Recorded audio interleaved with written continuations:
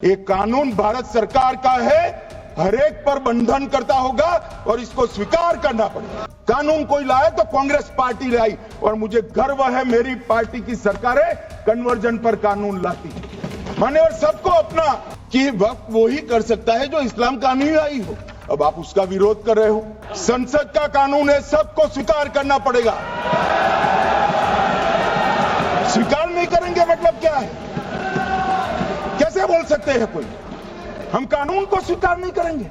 वक़्फ़ की संपत्तियां मान्यवर बेच खाने वाले लोगों को पकड़कर इसके बाहर निकालने का आपकी वोट बैंक के लिए आपने किया था, हम खारिज कर रहे हैं। हम खारिज कर रहे हैं। मगर उस वक्त कांग्रेस सरकार तुष्टीकरण की नीति पर नहीं चलती थी, महात्मा गांधी के सिद्धांतों पर चलती। देश तोड़ दोगे आप लोग, तोड़ दोगे। वो चाहते हैं कि इनके राज में जो मिलीभगत चली वो चलती रहे, ये नहीं चलेगी। नागरिक ग्रीवेंसेस लेकर कहां जाएंगे? जिसकी भूमि हड़प कर ली गई वो कहां जाएगा? ऐसा नहीं चलेगा। बंगाल में आकर कहूंगा ये राजनीतिक हिसाब किताब का अखाड़ा नहीं है, छाती पर ठोक कर कहूंगा ज्यादा सिखाएंगे। घोषणा मात्र से वक़्फ़ नहीं बनेगी, उसको प्रोटेक्ट। ये बहुत बड़ी भ्रांति फैलाकर माइनॉरिटी को डराकर अपनी वोट बैंक खड़ी करने के लिए किया जा रहा है। माननीय, एक भी मुसलमान की नागरिकता गई है तो सदन के पटल पर रख। कितना झूठ फैलाया इन्होंने। 3 टर्म मोदी जी को चुना है और 3 टर्म भारतीय जनता पार्टी की सरकार रहने वाली है। 14 में चुनाव आने वाला था, 13 में रातों रात तुष्टीकरण करने के लिए वक़्फ़ कानून को एक्सट्रीम बना दिया गया। कोई परिवार की यहां चलती नहीं है, ये तो जनता के नुमाइंदे हैं, किसी की कृपा से नहीं आए हैं। बेरोजगार मुसलमान युवाओं के लिए स्किलिंग का काम करिए। लाखों करोड़ों रुपए की भूमि मान्यवर और इनकम और दान अपनी संपत्ति का किया जा सकता है, किसी और की संपत्ति का नहीं किया जा सकता। गांव में कोई बेचारा अमेरिका गया है 4 महीने पढ़ने के लिए, घूमने के लिए आता है तो कि वक़्फ़ घोषित हो गया कि भाई मुस्लिम क्यों आया? मुझे बताओ, चैरिटी कमिश्नर एक्ट में मुसलमान चैरिटी कमिश्नर बन सकता है या नहीं बन सकता है? उसको ट्रस्ट नहीं चलाना है। जिन जिन ने भाषण किया है, एक मुसलमान की नागरिकता गई है तो बता दो। मुसलमान भी जानता है वक़्फ़ में कोई गैर इस्लामिक सदस्य आएगा ही नहीं। ये स्पष्टता समझ लीजिए। सरकारी संपत्ति का दान मैं नहीं कर सकता मान्यवर, किसी और की संपत्ति का दान मैं नहीं कर सकता। दान उसी चीज का किया जाता है जो हमारा है। माननीय अध्यक्ष जी, आज जो मेरे साथी मंत्री बिल लेकर आए हैं उसके समर्थन में मैं खड़ा हुआ। माननीय अध्यक्ष जी, मैं सुबह से जो चर्चा चल रही है 12 बजे से। ओके, एक मिनट चेक कराता हूँ। हाँ, एक सेकंड चेक कराता हूँ। 1 सेकंड में करा रहे हैं, चेक करा रहे हैं। माननीय अध्यक्ष जी, 2 मिनट लगता है कभी। सुबह से जो चर्चा चल रही है उसको मैंने बारीकी से सुना है। मुझे लगता है या तो निर्दोष भाव से या तो राजनीतिक कारणों से ढेर सारी भ्रांतियां कई सदस्यों के मन में भी है और कई सारी भ्रांतियां सदन के माध्यम से, आपके माध्यम से पूरे देश भर में फैलाने का प्रयास भी हो रहा है। बिल पर चर्चा का जवाब तो माननीय रिज्जू साहब देंगे। मैं कुछ बातें यहां रखी है, इसको मेरी समझ के हिसाब से क्लैरिफाई करने का जरूर प्रयास करूंगा। माननीय, ये वक़्फ़ एक अरबी शब्द है। वक़्फ़ का इतिहास मान्यवर कुछ हदीसों से जुड़ा हुआ मिलता है। और आजकल जिस अर्थ में वक्फ शब्द का प्रयोग किया जाता है, इसका मतलब है अल्लाह के नाम पर संपत्ति का दान, पवित्र धार्मिक उद्देश्यों के लिए संपत्ति का दान। मान्यवर, वक्फ का समकालीन अर्थ, अभी जो अर्थ हम समझ रहे हैं, वो इस्लाम के दूसरे खलीफा श्री उमर के समय में अस्तित्व में आया। एक प्रकार से इसकी आज की भाषा में व्याख्या करें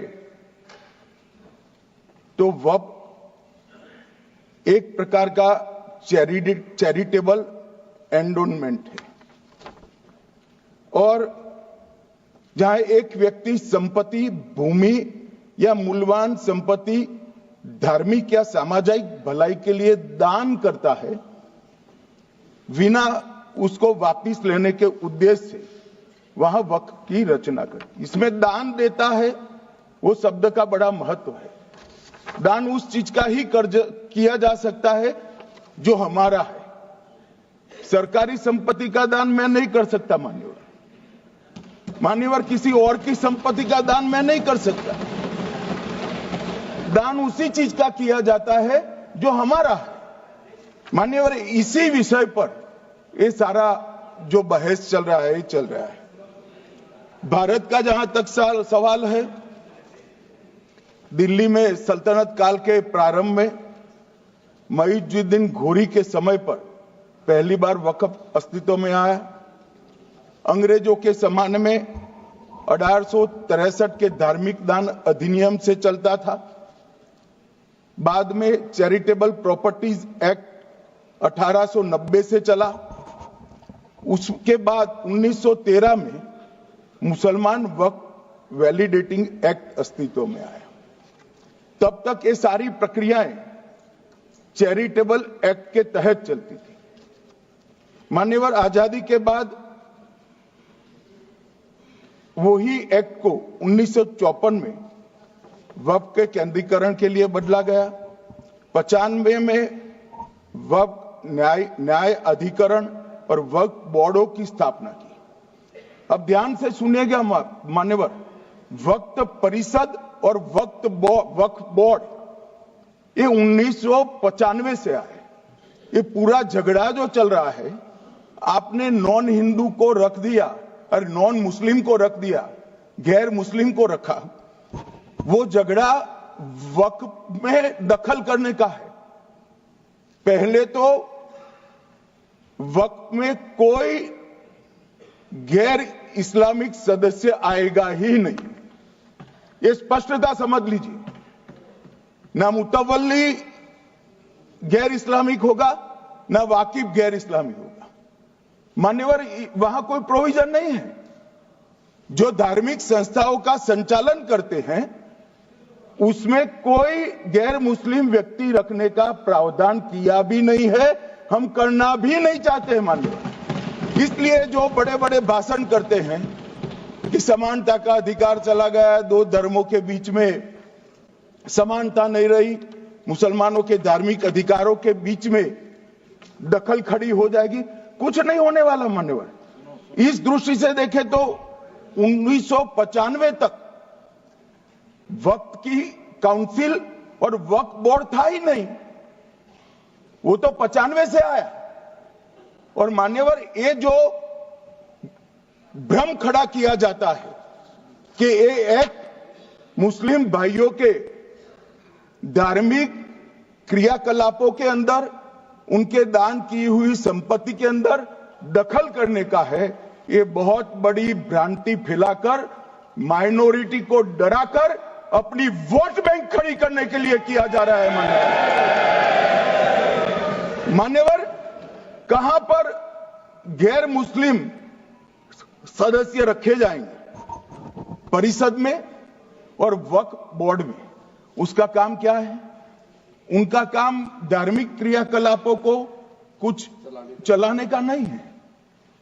वो शुद्ध रूप से वक्फ का जो कानून, दान के लिए किसी ने दी हुई संपत्ति, उसका एडमिनिस्ट्रेशन अच्छे से चल रहा है, नहीं चल रहा है, कानून के हिसाब से चल रहा है नहीं चल रहा है, या तो दान जिस चीज के लिए दिया गया, इस्लाम धर्म के लिए दिया गया, गरीबों के भोजन के लिए दिया गया, गरीबों के उद्धार के लिए, वो उद्देश्य के लिए इसका उपयोग हो रहा है नहीं हो रहा है, इसका नियमन करने का काम है मान्यवर।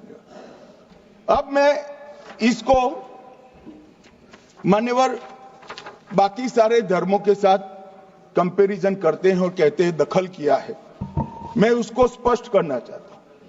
मान्यवर वक्फ जो है वो हमारे यहां ट्रस्ट एक्ट है, इसमें ट्रस्ट है, तो ट्रस्ट के अंदर जो ट्रस्ट को बनाते हैं वो ट्रस्टी होते हैं और एक मैनेजिंग ट्रस्टी होते हैं। वक्फ में वाकिफ होता है, वक्फ होता है और मुतवल्ली होता है, ये सारे इस्लाम के अनुयायी हैं। अरे भाई आप कह रहे हो, हम तो कह रहे हैं क्योंकि इसका वक्फ शब्द ही इस्लाम से आया है, इसलिए हम कह रहे हैं कि वक्फ वो ही कर सकता है जो इस्लाम का अनुयायी हो। अब आप उसका विरोध कर रहे हो, तो आप तो वक्फ में भी नॉन इस्लामिक आदमी चाहते हो। मान्यवर क्या कह रहे हैं? हम इसलिए कह रहे हैं कि वक्फ वो ही कर सकता है जो प्रैक्टिसिंग इस्लाम को प्रैक्टिस करता होगा, क्योंकि मान्यवर इसकी उत्पत्ति ही इस्लाम के सिद्धांतों से हुई। अब मान्यवर वक्फ धार्मिक हुआ, वक्फ बोर्ड नहीं हुआ, वक्फ परिषद भी नहीं हुई। अरे सुनो भाई, मान्यवर ट्रस्ट के अंदर ट्रस्टी जो होते हैं, जो चर्च होगा तो क्रिश्चियन होंगे, पारसी भी होंगे, पारसी के लिए वो ट्रस्ट होगा, तो हिंदू होगा तो हिंदू के लिए। अब चैरिटी कमिश्नर हम कहेंगे कि भाई मुस्लिम क्यों आया? मुझे बताओ, चैरिटी कमिश्नर एक्ट में मुसलमान चैरिटी कमिश्नर बन सकता है या नहीं बन सकता है? उसको ट्रस्ट नहीं चलाना है, उसको चैरिटी के कानून के हिसाब से वो ट्रस्ट चले, उसकी देखरेख करनी है। ये धार्मिक नहीं है, ये धर्म का काम नहीं है मान्यवर, ये एडमिनिस्ट्रेटिव वर्क है। और इसलिए तो फिर चैरिटी कमिश्नर हिंदू होगा तो वो क्रिश्चियनों के ट्रस्ट का कैसे देखरेख करेगा? चैरिटी कमिश्नर क्रिश्चियन होगा तो जैनियों के और हिंदुओं के ट्रस्ट का कैसे देखरेख करेगा? अब बताओ कि सारे ट्रस्ट के चैरिटी कमिश्नर अलग अलग देश तोड़ दोगे आप लोग, तोड़ दोगे। हमने साहब, मैं अभी भी आपके माध्यम से, इस सदन के माध्यम से देश भर के मुसलमान भाइयों बहनों को कहना चाहता हूं, आपके वक्फ में एक भी नॉन मुस्लिम नहीं आएगा। ये एक्ट में ऐसा कोई प्रावधान नहीं। मगर जो वक्फ बोर्ड है और वक्फ परिषद है, उसका काम क्या है? वक्फ की संपत्तियां मान्यवर बेच खाने वाले लोगों को पकड़कर इसके बाहर निकालने का। वक्फ के नाम पर औने पौने दाम में संपत्तियों को 100 साल तक किराए पे देने वाले लोगों को पकड़ना है। वक्फ का जो पैसा होता है, इनकम जो घिरती जा रही है, जिसके माध्यम से माइनॉरिटी का विकास करना है, माइनॉरिटी को आगे बढ़ाना है, इस्लाम धर्म की सारी धार्मिक संस्थाओं को पुख्ता करना है। ये पैसा जो चोरी होता है ना, उसको पकड़ने का काम वक्फ बोर्ड, वक्फ परिषद करे। और मान्यवर वो चाहते हैं कि इनके राज में जो मिली भगत चली वो चलती रहे, ये नहीं चलेगी, ये नहीं चलेगी। और मान्यवर मैं आज आपको बताना चाहता हूं क्या स्थिति हुई है। मान्यवर सबने कहा, रिपीटेशन भी होगा, परंतु मैं कहना चाहता हूं मान्यवर कि वक्फ के 2013 में जो अमेंडमेंट्स आए, अब बिल किरण भाई का है, मगर मैं कह सकता हूं कि वक्फ का 2013 का अमेंडमेंट न किया होता तो ये बिल लाने की शायद जरूरत न पड़ती। सब कुछ अच्छा चलता था, 14 में चुनाव आने वाला था, 13 में रातों रात तुष्टीकरण करने के लिए वक्फ कानून को एक्सट्रीम बना दिया गया। और मान्यवर, इसके कारण क्या हुआ? इसके कारण दिल्ली लुटियन की 123 वीवीआईपी संपत्ति कांग्रेस सरकार ने जब चुनाव मुहाने पर थे, 25 दिन दूर था, वक्फ को देने का काम कर दिया। दिल्ली वक्फ बोर्ड ने उत्तरी रेलवे की भूमि वक्फ के नाम घोषित कर दी। हिमाचल में वक्फ की संपत्ति बताकर उस पर अवैध मस्जिद बनाने का काम किया। 250 हेक्टेयर क्षेत्रफल वाले 12 गांव पर वक्फ का स्वामित्व हो गया तब तमिलनाडु में। और मान्यवर, तमिलनाडु के 1500 साल पुराने तिरुचेंदुरई मंदिर की 400 एकड़ भूमि को वक्फ की संपत्ति घोषित कर। ये जब मंदिर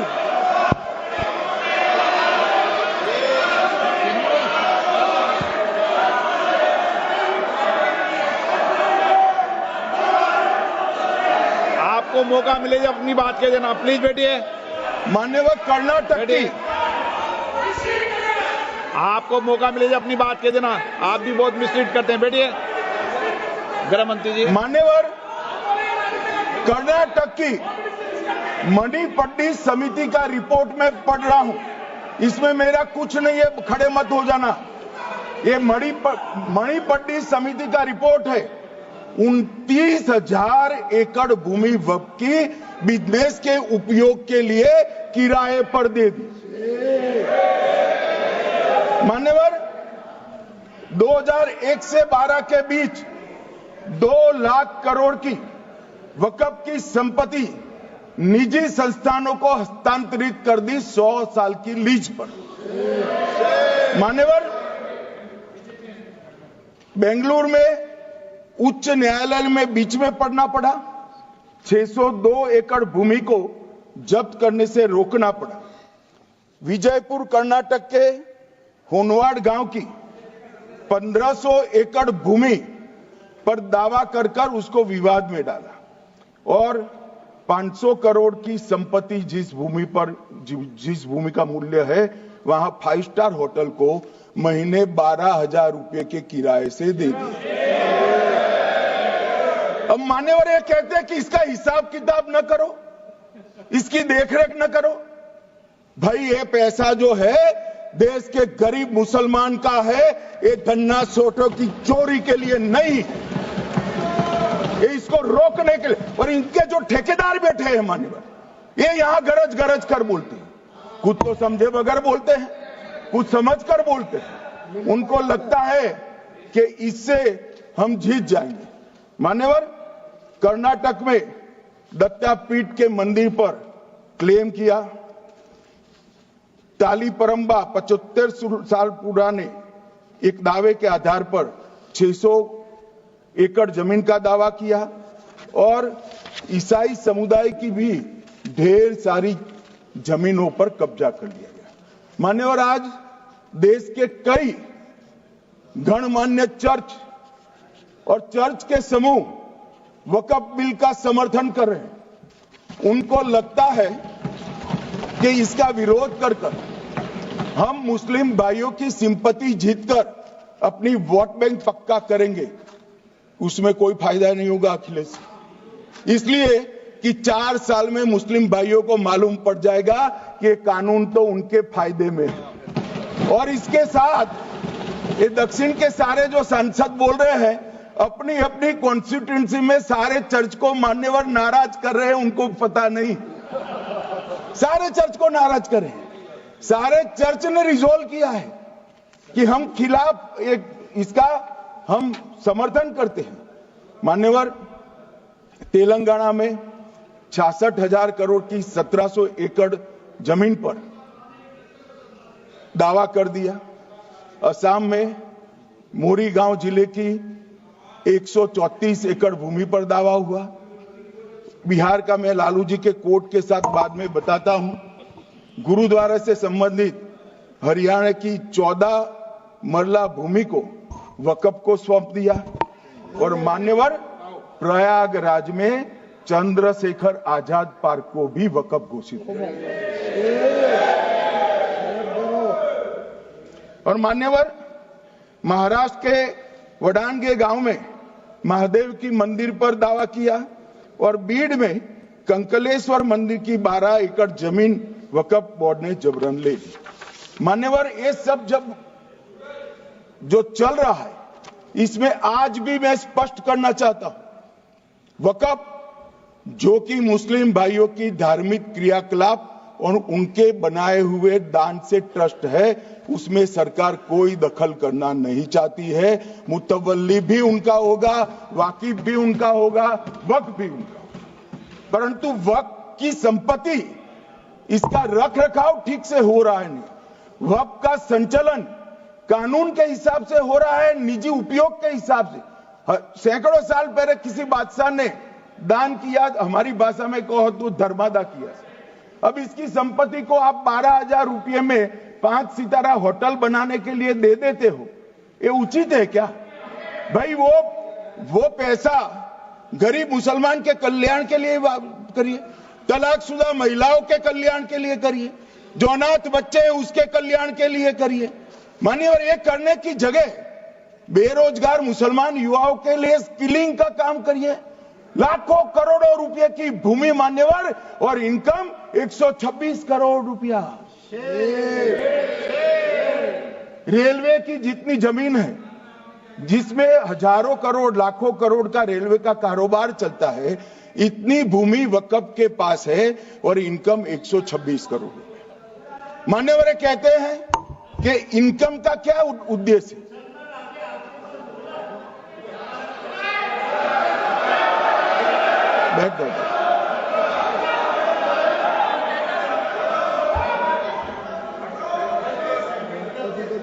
मान्यवर मैं दादा की टेंशन समझ रहा हूं, ये बंगाल के मुसलमान भी सुन रहे हैं तो उनको टेंशन होना स्वाभाविक है। मान्यवर लालू प्रसाद जी, आज आरजेडी के सारे सदस्य बोले जब 2013 का अमेंडमेंट आया, मैं लालू जी का तो पूरा पढ़ना चाहता हूं, बाकी सदस्यों का सिर्फ टोकन पढ़ूंगा। लालू जी ने क्या कहा? मैडम, सरकार जो यह संशोधन विधेयक पेश किया है, सरकार की पहल का हम स्वागत करते हैं। शाहनवाज हुसैन जी और अन्य माननीय सदस्यों ने अपनी बातों को यहां रखा, मैं उसका समर्थन करता हूं। आप देखिए सारी जमीनें हड़प ली गई है, चाहे सरकारी हो या गैर सरकारी।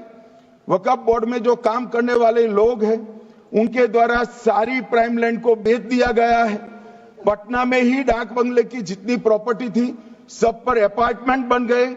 इस तरह की काफी लूट खसोट हुई है। हम संशोधन विधेयक तो आपको अंत में लाए हैं, समर्थन करते हैं, लेकिन मैं चाहता हूं कि भविष्य में आप कड़ा कानून लाइए और ये जो चोरी करने वाले लोग हो उनको जेल की सलाखों के पीछे। अब सब लालू प्रसाद की इच्छा इन्होंने तो पूरी नहीं की, नरेंद्र मोदी जी ने पूरी कर दी।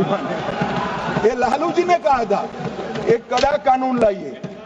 मान्यवर शरीफुद्दीन शरीफ उन्होंने कहा मंत्री जी समझते हैं कि शायद इससे मुसलमानों का वोट मिल जाएगा, लिहाजा मुसलमान लोगों ने भी खुद ही तबाही मचाई है, इसलिए मैं गुजारिश करूंगा कि इसके लिए आप सख्त कानून बनाइए, उनके हाथों में हथकड़ियां पहनाइए और जो उनके कब्जे किए हैं वो जमीनों बेचकर गरीब और तलाकशुदा मुस्लिम बहनों का कल्याण करिए। इसके बाद श्री हमीदुल्लाह सैयद लक्षद्वीप से थे, उनका भी इसी टोन का भाषण है। और मान्यवर मैं आज की बात नहीं कर रहा हूं, 2013 का जो बिल कांग्रेस पार्टी लेकर आई, इसके विरोध में इनके समर्थकों ने जो कहा था मान्यवर ये है। और क्या होगा भाई इससे? पारदर्शी ऑडिट होगी, आज ऑडिट ही नहीं हो रही। रिपोर्ट ऑनलाइन जमा करने की सिस्टम नहीं है, वो होगी, रिपोर्ट देनी पड़ेगी, बैलेंस शीट जमा करनी पड़ेगी, ऑडिट होगी, कैग के रिटायर्ड ऑफिसर ऑडिट करेंगे और मान्यवर पारदर्शिता आएगी। इससे क्यों डरना चाहिए किसी को? पारदर्शिता से क्यों? और वक्फ बोर्ड और वक्फ परिषद इसका कोई ऑर्डर हम ऐसा नहीं लिख रहे हैं कि कोर्ट में नहीं जा सकते। आपने तो कर दिया था कि ये ऑर्डर को कोई कोर्ट में चैलेंज ही नहीं कर सकता। पूरा संविधान वहां समाप्त कर दिया मान्यवर। और मान्यवर, हम तो इसको कहते हैं कि कोई भी चैलेंज कर सकता है कायदे की अदालत में। इस देश में संविधान का राज है। ग्रीवेंसेस जिसका भी हो वो कोर्ट में जा सकता है। 2013 में जिसकी भूमि हड़पी, इसके ग्रीवेंसेस को भी कोर्ट के फोरम से बाहर करने का पाप एक कांग्रेस पार्टी ने किया। मान्यवर, एक अफवाह और फैला रहे, रिट्रोस्पेक्टिव इफेक्ट से आ रहा है। मैं स्पष्ट कर देना चाहता हूं, इस सदन में बोलने के वक्त जिम्मेदारी के साथ बोलना चाहिए। अगर ये कानून का पहला पेज और तीसरी तक धाराएं भी पड़ी होती तो इसमें स्पष्ट लिखा है ये कानून का अमल जिस दिन पारित होने के बाद भारत सरकार नोटिफिकेशन बाहर निकालेगी उस दिन के बाद होगा। मतलब रिट्रोस्पेक्टिव इफेक्ट नहीं है, मगर मुस्लिम भाइयों को डराया जा रहा है कि रिट्रोस्पेक्टिव इफेक्ट से आएगा। मान्यवर, ये कह रहे हैं कलेक्टर क्यों रखा है। मुझे एक बात बताओ भाई, जो बता सकते हैं, अगर किसी मंदिर के लिए जमीन खरीदनी है तो जमीन की मालिकी किसकी है वो हमारे देश में कौन तय करता है? सबको मालूम है, कलेक्टर करता है सर, रेवेन्यू ऑफिसर वही है। तो अगर वक्फ की भूमि जो वक्फ कर रहा है उसकी है या नहीं है, इसकी जांच कलेक्टर करे तो इसमें आपत्ति क्या है? वक्फ तो दान है भाई, और दान अपनी संपत्ति का किया जा सकता है, किसी और की संपत्ति का नहीं किया जा सकता। गांव में कोई बेचारा अमेरिका गया है 4 महीने पढ़ने के लिए, घूमने के लिए आता है तो कि वक्फ घोषित हो गया।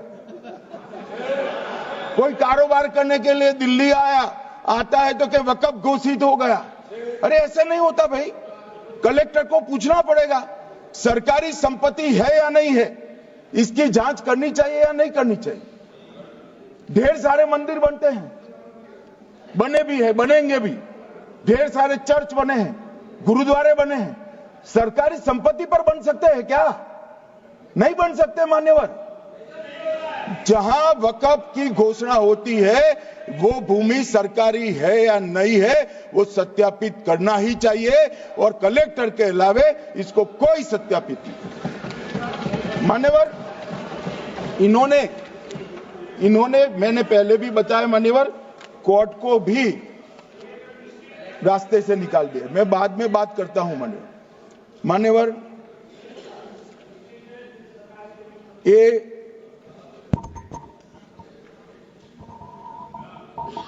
मान्यवर एक उपयोग के आधार पर वक्त की समाप्ति। मान्यवर ये कह रहे हैं कि सैकड़ों सालों से वहां प्रैक्टिस है।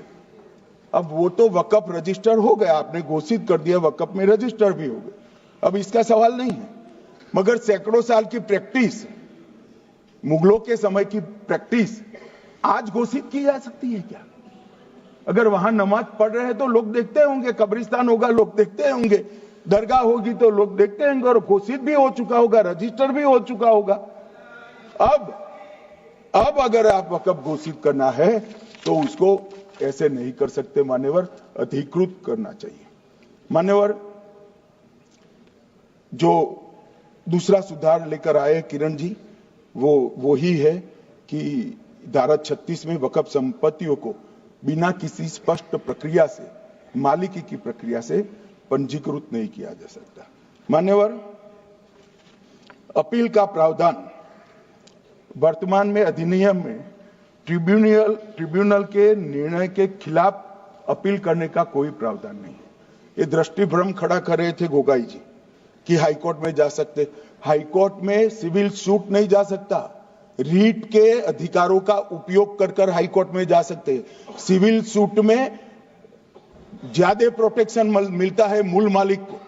आपने सिविल सूट को खत्म कर दिया था, रीट के जुडिक्शन बहुत सीमित है, हम सब जानते हैं कि ये सीमित कर दिया गया था, आप भी जानते हो, मगर आपको वोट बैंक चाहिए। मान्यवर, ये हमारा स्पष्ट सिद्धांत है भारतीय जनता पार्टी की, मोदी सरकार का, कि वोट बैंक के लिए हम कोई कानून नहीं लाए। कानून न्याय के लिए होता है, कानून लोगों के कल्याण के लिए होता है।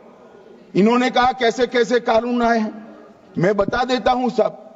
अभी कांग्रेस के महासचिव और माननीय सदस्य कह रहे थे क्या कानून आ रहे हैं सब, किस प्रकार के कानून आ रहे हैं। मान्यवर, इसी सदन में नरेंद्र मोदी सरकार ही महिलाओं को 33% आरक्षण का कानून लाई। इसी सरकार में पिछड़ों को संवैधानिक अधिकार दिया गया। मान्यवर, इसी सरकार में बजट जो आए, इसमें गरीबों को गैस, शौचालय, पानी, 5 लाख तक का बीमा, 5 किलो अनाज, बिजली और घर दिए गए। मान्यवर, और कन्वर्जन कानून की बात करते थे और हंसते हंसते कहते थे कर्नाटक सरकार कन्वर्जन कानून लेकर आई है। सबसे पहला कन्वर्जन कानून उड़ीसा और मध्य प्रदेश में कांग्रेस सरकार लेकर आई, मगर उस वक्त कांग्रेस सरकार तुष्टीकरण की नीति पर नहीं चलती थी, महात्मा गांधी के सिद्धांतों पर चलती थी। मध्य प्रदेश और उड़ीसा में सबसे पहला कन्वर्जन के खिलाफ कानून कोई लाए तो कांग्रेस पार्टी लाई, और मुझे गर्व है मेरी पार्टी की सरकारें कन्वर्जन पर कानून लाती। मान्यवर, सबको अपना धर्म का अनुसरण करने का अधिकार है, कोई शौक से करे, मगर लोभ, लालच, भय, इससे धर्म परिवर्तन नहीं कराया जा सकता। किसी गरीब के पास खाना नहीं है, खाना देकर उसका धर्म बदला दोगे? कोई थोड़ा कम पढ़ा लिखा व्यक्ति है, उसका धर्म बदला दोगे? ऐसे नहीं होगा मान्यवर। और आपने भी किए हैं कानून, आप नए नए आए हो, आपको मालूम नहीं है मान्यवर, इनको मालूम नहीं, अभी अभी आए हैं 5 साल से। ये कांग्रेस पार्टी ने कानून किए थे मान्यवर। अपील का प्रावधान भी हमने आगे बढ़ाया, और गैर मुसलमानों के द्वारा दान की गई संपत्तियों पर, गैर मुसलमानों की दान की संपत्तियों पर वक्फ अधिनियम को हमने लगने से मना कर दिया। माने उनके लिए चैरिटी कमिश्नर का कायदा है। ये प्रैक्टिसिंग इस्लाम, जो इस्लाम की प्रैक्टिस करते हैं, इसीलिए मान्यवर हमने ओवरराइडिंग इफेक्ट को भी समाप्त कर दिया। मान्यवर, ये ट्रस्ट का नियमन करने का जो कानून होता है, जैसे चैरिटी कमिश्नर के कानून में कोई ओवरराइडिंग इफेक्ट नहीं है। जहां क्लासेस आते हैं वहां ओवरराइडिंग इफेक्ट होती है। यहां ओवरराइडिंग इफेक्ट इसलिए दिएगी कि आप जिसकी संपत्ति हड़पी जाएगी उसको कोर्ट से जाने से रोकना चाहते थे, इसलिए ओवरराइडिंग इफेक्ट जो हमने मान्यवर निकाल दिया है। मान्यवर, एक ऐसी चर्चा लेकर आए कि चर्चा नहीं, मैं आपको बताना चाहता हूं 2013 में जो अमेंडमेंट बिल आया, जिसके कारण ये बिल लाना पड़ा, वो बिल में कुल मिलाकर 5.4 घंटे चर्चा हुई थी, 5.5 घंटे दोनों सदन मिलाकर, और इस बिल में दोनों सदन मिलाकर 16 घंटे चर्चा हो रही है मान्यवर, 16 घंटे। इसके अलावे हमने डिमांड किया समिति बनाओ, समिति भी बनाई, 38 मीटिंगें हुई, 113 घंटे चर्चा हुई, 284 हितधारक बनाए गए, वक्फ बोर्डों की संख्या जो उपस्थित वक्फ बोर्ड भी हुए राज्यों के 25 हुए, राज्य सरकार के प्रतिनिधि 15 राज्य सरकारों के आए, सांसद 8 हुए, विधायक विधान परिषद 7 हुए, और अध्ययन दौरे 3 किए गए, और अल्पसंख्यक आयोगों को भी 5 बुलाया गया। ये सबसे 92.68 लाख करीब 1 करोड़ सुझाव देश भर से ऑनलाइन आए, इसकी मीमांसा कर एक कानून बनाए। आप ऐसे इसको खारिज नहीं कर सकते हो पूरी प्रक्रिया को। आप जो कर रहे हैं 5.5 घंटे की प्रक्रिया, ये बहुत लोकतांत्रिक प्रक्रिया है। और हम 16 घंटे चर्चा करते हैं कि चर्चा आपके अनुरूप चर्चा नहीं हो सकती। इस सदन में हर सदस्य बोलने के लिए स्वतंत्र है, कोई परिवार की यहां चलती नहीं है। ये तो जनता के नुमाइंदे हैं, किसी की कृपा से नहीं आए हैं। मान्यवर, जो दिल में है, जो जनता की आवाज है, वो रखेंगे। मान्यवर, एक सदस्य द्वारा कहा गया कि ये मिसलीडिंग है कि पुराने कानून में 2013 के जो अमेंडमेंट्स थे उसमें अपील का प्रोविजन था। अब मैं कहना चाहता हूं 83(9) उसमें अधिकरण द्वारा किए गए किसी भी विनिश्चय का आदेश विरुद्ध, चाहे वो अंतरिम हो या फाइनल, इस पर अपील नहीं हो सकती। इसका मतलब अपील का प्रोविजन आपने रखा ही नहीं था। सिविल न्यायालय, राजस्व कोर्ट और अन्य प्राधिकरण उसके अधिकार क्षेत्र पर भी प्रतिबंध लगा दिएगा। और सरकारी अधिसूचना जो बाद में वक्फ बोर्ड और वक्फ परिषद के एडवाइस से होगी, इसको भी कोई चुनौती नहीं दे सकता। मान्यवर, मुझे ये बताओ कि अभी अभी फैशन है संविधान लहराने की। ये संविधान के हिसाब से सरकार का या किसी भी निजी संस्था का कोई भी फैसला मान्यवर कायदे की कोर्ट से बाहर कैसे हो सकता है? कोई भी फैसला हो, ये देश की अदालत वो फैसले तक रुचि नहीं रखेगी। नागरिक ग्रीवेंसेस लेकर कहां जाएंगे? जिसकी भूमि हड़प कर ली गई वो कहां जाएगा? ऐसा नहीं चलेगा। आपकी वोट बैंक के लिए आपने किया था, हम खारिज कर रहे हैं, हम खारिज कर रहे हैं। ऐसा नहीं चलेगा। अदालत में जाइए, जिसको ग्रीवेंसेस है इधर और साइड से, और अदालत न्याय करेगी। न्याय के लिए तो अदालतें बनी है। और मान्यवर, यहां एक सदस्य ने कह दिया माइनॉरिटी इस कानून को स्वीकार नहीं करेगी। क्या धमकाना चाहते हो भाई? संसद का कानून है, सबको स्वीकार करना पड़ेगा। स्वीकार नहीं करेंगे मतलब क्या है? कैसे बोल सकते हैं कोई हम कानून को स्वीकार नहीं करेंगे? ये कानून भारत सरकार का है, हर एक पर बंधन करता होगा और इसको स्वीकार करना पड़ेगा। मान्यवर, ये हमने तो खैर वक्फ को छेड़खानी नहीं की। वक्फ बोर्ड और वक्फ परिषद के अंदर बदलाव किया है, मगर वक्फ के लिए भी क्या क्या जजमेंट आए। सैयद फजल पुकोया थंगल बनाम भारत संघ 10/11/28 को केरल उच्च न्यायालय ने उन्होंने कहा वक्फ बोर्ड एक स्टैट्यूटरी बॉडी है, यह मुस्लिम समुदाय का प्रतिनिधि निकाय नहीं है। इसका फंक्शनिंग मान्यवर एडमिनिस्ट्रेटिव है। धार्मिक क्रियाकलापों को तो वक्फ ने करना है, चाहे कब्रिस्तान हो, चाहे दरगाह हो, चाहे मस्जिद हो, चाहे चैरिटी का काम, वो वक्फ बोर्ड को नहीं करना है भाई। ये केरल हाईकोर्ट ने किया। इलाहाबाद हाईकोर्ट ने भी, उसने तो मुतवल्ली तक भी कहा है, मगर हम मुतवल्ली तो जो धर्म का है वही रखेंगे।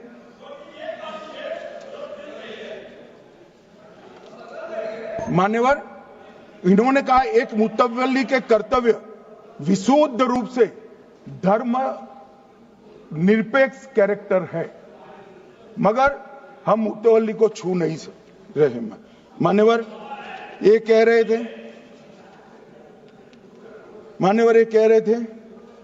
कि मान्यवर ये कह रहे थे कि कोई गड़बड़ियां नहीं हुई। मान्यवर,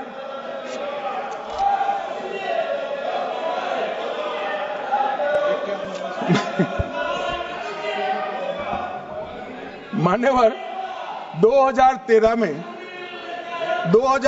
में अन्यायी कानून आया। भाई करने थोड़ा शांत हो जाइए। ये 26 के कारण डरे हुए और कुछ कारण नहीं। चुनाव जो है ना अक्टूबर में, 25 में जो चुनाव है इसके कारण मान्यवर भाई बैठ जाओ मान्यवर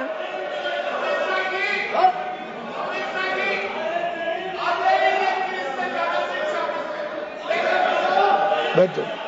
बंगाल में आकर कहूंगा ये राजनीतिक हिसाब किताब का अखाड़ा नहीं है, छाती पर ठोक कर कहूंगा ज्यादा सिखाएंगे।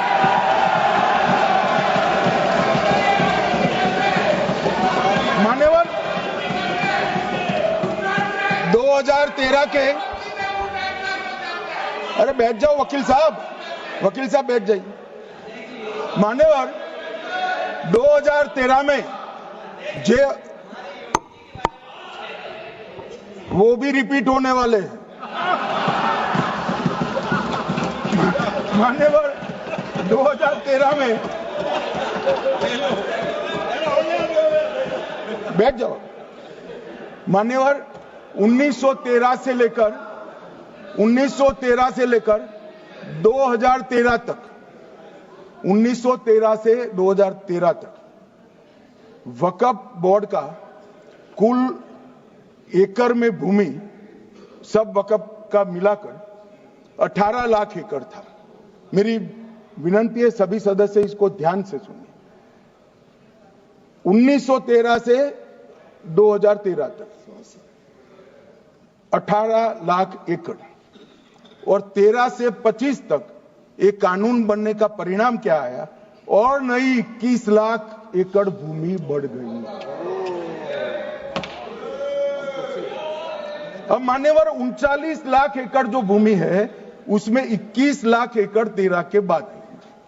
अब ये कह रहे हैं कि इसका दुरुपयोग नहीं हो रहा है मान्यवर। और लीज पर दी गई संपत्तियां 20,000 थी और 25 में रिकॉर्ड के हिसाब से, हो सकता है गलत भी हो सकता है, रिकॉर्ड्स के हिसाब से शून्य हो गई। तो मान्यवर संपत्तियां कहां गई? मान्यवर बेच दी गई। किसकी संपत्ति से, किसकी परमिशन से बेचा मान्यवर? मैंने पहले ही कह दिया कि केरल और देश भर के Catholic bishop council, Catholic bishop conference of India, Catholic Congress Kerala, भारतीय कैथोलिक धर्मगुरुओं की महासभा, केरल चर्चों की संयुक्त परिषद, कैथोलिक कांग्रेस केरला, ये सब ने इस बिल का समर्थन करा है और कहा है अन्यायी 2013 का सुधार। हम अकेले नहीं कह रहे मान्यवर। और मान्यवर इसी एक्ट में हमने एक बात कही कि जो योगदान था वक्फ बोर्ड का वो 7% से घटाकर 5% कर दिया। मान्यवर अब ये जो कह रहे हैं ये मुसलमान भाइयों के हित में कह रहे हैं जिसका विरोध कर रहे हैं या अहित में? अगर 7 से 5% हमने कम किया तो कहां जाएगा? वो वक्फ में रहेगा। वक्फ बोर्ड का कम किया है। जो मस्जिद चल रही है उसको हमने 2% बढ़ाया है। ये उल्टा समझ रहे हैं मान्यवर। ये बिल जमीनों की सुरक्षा प्रदान करेगी मान्यवर। किसी की जमीन अब घोषणा मात्र से वक्फ नहीं बनेगी, उसको प्रोटेक्शन मान्यवर। पुरातत्व विभाग और एएसआई की जमीन को हम सुरक्षा देंगे। आदिवासी भाइयों की शेड्यूल 5 और शेड्यूल 6 की जो जमीन है वो सुरक्षित हो जाएगी। निजी संपत्ति जो आम नागरिकों की है वो भी सुरक्षित हो जाएगी। और वक्फ करने के लिए स्वामित्व को दान तो साहब अपनी संपत्ति का ही कर सकते हैं, गांव की संपत्ति का दान नहीं कर सकते। तो वक्फ निजी संपत्ति से ही स्वामित्व के बगैर नहीं हो पाएगा। इसमें पारदर्शिता लाने के लिए सूचना की प्रक्रिया को दाखिल किया गया है। वक्फ बोर्ड की वक्फ की जो संपत्ति घोषित करने की अधिकार थे उसको समाप्त कर दिए, कलेक्टर से सर्टिफाइड कराना पड़ेगा और नए वक्फ पारदर्शी तरीके से पंजीकृत भी करने पड़ेंगे। रजिस्ट्रेशन के बगैर कोई संस्था नहीं चल सकती। और मुस्लिम ट्रस्ट अब तक के जो है उसको हमने इस जो माफ करना, कई सारे ऐसे मुसलमान भाई हैं जो वक्फ के कानून को अंदर दायरे में आना नहीं चाहते। मुझे मिले थे वोरा समाज वाले, वोरा समाज है, अहमदिया है, कई सारे ऐसे समुदाय हैं, सिया भी है, पसमंदाओं के भी कुछ ट्रस्ट हैं। वो सभी को मैं एक आनंद का समाचार देना चाहता हूं, अब मुसलमान भी ट्रस्ट एक्ट के अंदर अपना ट्रस्ट रजिस्टर करा सकता है। इसके लिए कंपलसरी नहीं है कि वो वक्फ के कानून में भी जाए, चैरिटी कमिश्नर एक्ट के तहत वो करने वाला है। मान्यवर, भूमि के रिकॉर्ड का कार्यालय होगा, समाचार पत्र और क्षेत्रीय भाषाओं में इसकी एडवर्टाइज दी जाएगी। ढेर सारे प्रावधान मान्यवर इसके अंदर किए हैं। महिला, सिया, पसमंदा, वोरा, अहमदिया, उनका हमने समावेश किया ही है। और उन्होंने कहा, मैं सुन रहा था, मान्यवर एक फैशन हो गई, राम जन्मभूमि का मंदिर बनाने की बात आई तो इस देश के अंदर खून की नदियां बह जाएगी, मुसलमान रोड पर आ जाएगा, मुसलमानों का ये हो जाएगा, वो ट्रिपल तलाक, फिर से डर, सीए आया कि मुसलमानों की नागरिकता चली जाएगी। जिन जिन ने भाषण किया है, एक मुसलमान की नागरिकता गई है तो बता दो। मुसलमान भी जानता है। और मैं तो आपके माध्यम से देश के मुसलमानों को अपील करना चाहता हूं, मान्यवर, मैंने बहुत झेला है। ये कहते थे कि सीए कानून मुसलमानों की नागरिकता लेने 2 साल हो गए, एक भी मुसलमान की नागरिकता गई है तो सदन के पटल पर रखी। कितना झूठ फैलाया इन्होंने। मान्यवर, धारा 370 हटाई, ये कह रहे थे मुसलमानों का ये हो जाएगा, वो हो जाएगा, फिर से उमर अब्दुल्ला जीत कर आज शासन कर रहे हैं। आतंकवाद समाप्त हो गया, विकास शुरू हो गया, पर्यटन बढ़ गया। मान्यवर, एक कांग्रेस पार्टी और उसके साथियों ने मुसलमान भाइयों को डरा डरा कर अपनी वोट बैंक खड़ी करने का काम किया। हम नहीं डरा रहे मुसलमानों को, आप डरा रहे हो भाई। आप कह रहे हो ये हो जाएगा। मैं कहता हूं इस देश के नागरिक को किसी भी धर्म का हो कोई आंच नहीं आएगी। मान्यवर, ये नरेंद्र मोदी सरकार का सरकार। मान्यवर,